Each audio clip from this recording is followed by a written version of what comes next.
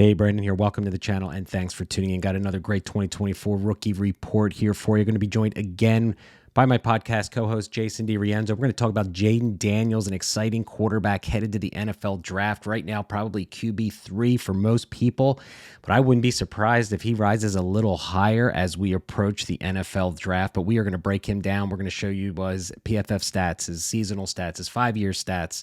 We're going to go over his scouting report. We're going to talk about his draft capital, his dynasty projection. So hit that subscribe button. You play fantasy, you play dynasty, you're looking for a YouTube channel out there that is going to give you an early look at the 2024 rookie class. Hit that subscribe button. We are actually doing 2027 NFL draft player films as well, so we cover the basis. So again, thanks for watching. Let's get right to the show. All right, Jason, let's get into Jayden Daniels and his rookie report. All Let's do right. it. 6'4", 210-pound senior. I believe he's a five-year senior. We're going to go over his career statistics, as you guys know, his PFF stats, scouting report, draft, and dynasty projections. His career statistics: 902 passes, 12,000 yards, 87 touchdowns, 18 interceptions with a 4.8 TD ratio. His completion percentage over 5 years was 67%. 8.9 yards per attempt, which is pretty solid. But man, his rushing statistics are really impressive here. 254 rushes, 3,752 yards, and 30 touchdowns. All right, which is, it really is unbelievable. Wow. So, I mean, he is a threat on the field. We are certainly going to talk about that when we get to his scouting report. Had 17 fumbles over the course of 5 years. So he's relatively good ball security. With the turnovers, at least from a fumble standpoint. His PFF stats, man, look, you guys on the podcast can't see them, but on the YouTube show, you can see on the image card here that all of the stats here are really, really good. Even his pressure grade, there's a passing grade 92. That's in almost the 19th percentile. I think it might be ranked in the top 5. No pressure grade was solid at 93, and even his pressure grade was 63, which is in the highest percentile. But what I really like was his big time throw rate, and we certainly saw that at LSU this year. 8.4%, 6th ranked in the nation. So 8.4% of his passes this year were big time throw rates. So again, these are PFF stats. Take what you want with them. Anything in those statistics stand out at you? No, not really. I mean, a lot of what the stats are saying I saw on film, so it's pretty impressive. I mean, this year he won the Heisman, right? I mean, he threw for 3,800 yards this year, 40 touchdowns, only 4 interceptions, completing 72% of his passes. All right. I got a couple of stats here I just kind of want to throw out. All right. Out of 34 completions, 24 air plus yards, he ranked 4th in the FBS, throwing 34 completions for 20 plus yards. All right. And he had amazingly, out of those 34 completions, 22 were touchdown passes with 0 interceptions, which is really sensational, right? Yeah, that's amazing. When he was blitzed, he completed 71% of his throws and had 17 touchdown passes and 0 interceptions when he was blitzed. These were PFF kind of stats and statistics that I kind of dug into for the report here, which is certainly impressive that he's able to stand in there even when blitz is happening and focus, throwing the ball down the field. He did rack up 1,200 rushing yards this year, it looks like.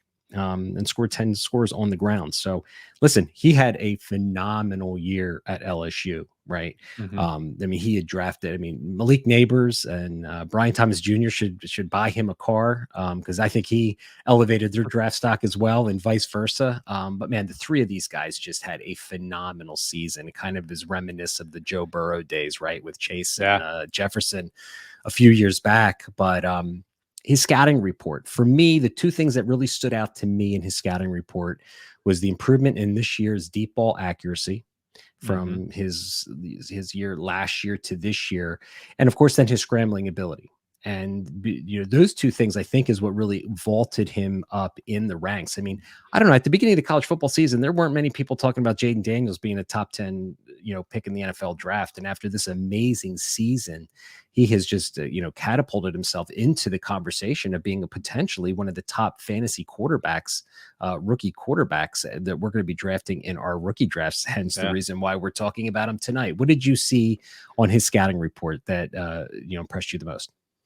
Yeah, the first thing is normally when a team is one-dimensional, like it's not like they had a run game. Like he was the run game. Yeah, you're right. So what's really impressive is that they were basically one-dimensional, but he alone made LSU two-dimensional within his skill set. Yeah. That's mind-blowing to me. Normally, you can shut something like that down.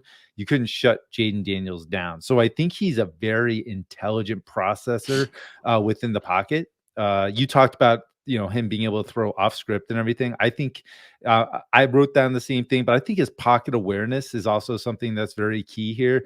When the pocket's collapsing, he doesn't panic. He stays poised. He does subtle shifts and movements. He understands how to reset his base and make a good anticipatory throw. And that's the other thing that stood out to me.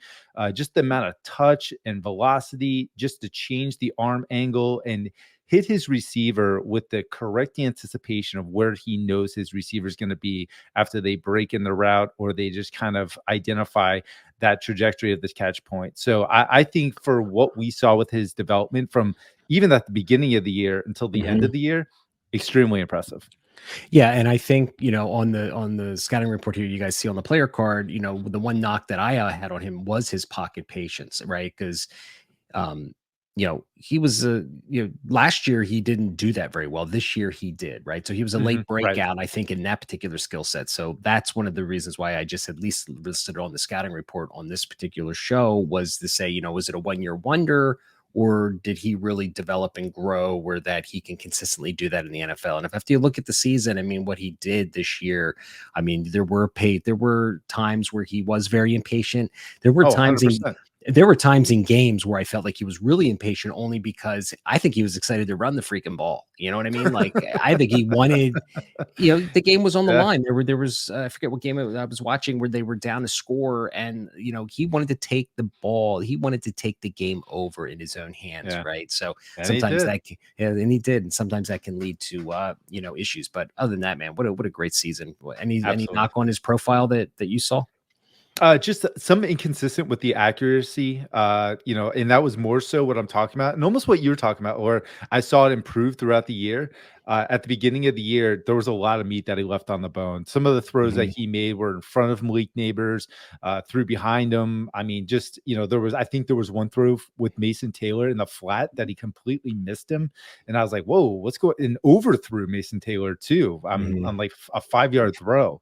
So there's definitely some inconsistencies there. I think maybe he gets too hyped up, and that causes these issues, almost like to what you were saying. But that was the number one thing that I was like, I want to see more consistency, especially on the short routes. It was more the short routes than anything else, which kind of blew my mind.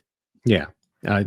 You kind of went out there for a second. You were saying on the short routes, he missed some Yeah, people? it was just interesting that he, on the short routes, that he was kind of overthrowing guys like even Mason Taylor, who's his tight end. Like, that should not be happening. So Yeah. that's just an Well, area he needs to improve. yeah. Well, like I said, these guys aren't going to be perfect all the time, but let's get to the meat and potatoes, man. What everybody wants to talk about is draft and dynasty Mhm. projections, man. I mean, I just did a mock draft with Ian Cummings from Pro Football Network. I posted it on this YouTube channel, so go check it out. And, you know, he gave him a landing spot of Atlanta, kind of moving up and grabbing this kid. I think it was like maybe a trade in his mock draft, but either way, I think he's going to be a top 5 or 6 pick. I mean, do you think he gets that high? Or I think he could be a top 5 selection. The NFL is so freaking needy for Yeah. quarterbacks, man. And there's just no way I think a team is going to pass on him. I mean, he might drop down to 10 or 15, but as of right now, the mock drafts that I'm looking at, he's going higher and higher and higher. Yeah, I think if it's anything, the reason that he doesn't get selected top 5 is because of one of the offensive tackles or both go. I think that would be the only reason. He's got the talent to be deserving of a top 5 pick. And that leads us to his rookie pick, right? That is going to be a top 5 too. He gets that Mhm. juicy draft capital and landing spot. Let's talk about that landing spot real briefly. Yeah, Does it change his value? We kind of talked about that with Caleb Williams too, right? Does it change his, if he goes to New England Patriots or goes to, a team like Atlanta, like I talked about? I love the landing spot at Atlanta. Ian had I do selected him too. because, I mean, he's got the running game. He's got the 2 pass catchers with Pitts and London and that type of thing. So do you think he's landing spot dependent? I'm a guy that believes landing spot and situations matter when it comes. I mean, just look at Bryce Young this year. I mean, oh my goodness, if he had gone maybe to Houston, maybe he'd be having a different outcome than being in Right? Carolina. But like at this point in the time, we can't worry about that because we don't have landing spot. That'll be a really fun conversation to have after we have landing spot. But Where do you think is the best landing spot could be for him? I actually like Atlanta. I think I that's do a too. phenomenal spot. I Yeah. mean, could you imagine him and Bijan Robinson? I mean, Oh, defenses are gonna have to, like, figure out what the hell they do, and absolutely. if they actually use Kyle Pitts properly, like, game over in my Yeah. sense. So it's gonna be a huge point for a coach, and that's the hard part. I Yeah. don't know who the coach is for a lot of these top Yeah, teams that are that's true. picking high. That's true. So There's a lot of unknowns, but his rushing ability alone is going to be tantalizing from a fantasy dynasty standpoint. I'll tell you, if they all get top 5 draft capital and it comes down to what landing spot you'd like better and what more stable situation they're going to be in, I could see Daniels being the 101, you know, yeah. off the board in a This rookie is draft. this is a unique year because if I miss out on Caleb Williams or Drake May, I actually don't feel bad knowing that I can still try to get Jayden It, Daniels, and that normally does not happen. Daniels, yeah, I love it. I love it. So his value comp for me is dynasty value comp, but kind of Lamar Jackson. I think it's kind of where he's running around. I'm setting the bar high. But Lamar Jackson was, I remember, was the last pick in the first round because the Eagles traded away that pick to Baltimore to get him. So he could have that same kind of career arc. I could absolutely see that. I have down Jordan Love because the development I saw from Jordan Love toward the end of the season, especially with the last game he played against the Bears, just showed that downfield threat with his arm, and I could absolutely see that with Jayden Daniels. There's just that upside of the rushing ability that's just really hard to pinpoint because I don't think, besides for Kyler Murray, and I don't think he's Kyler Murray, it's really kind of hard to pinpoint that rushing ability in the NFL level right now. Yeah, it really is. So, all right, there you guys got it. That is Jayden Daniels wrapped up in a nice big bow for you. Good stuff. Good stuff. He's Mhm. going to be an exciting player for sure.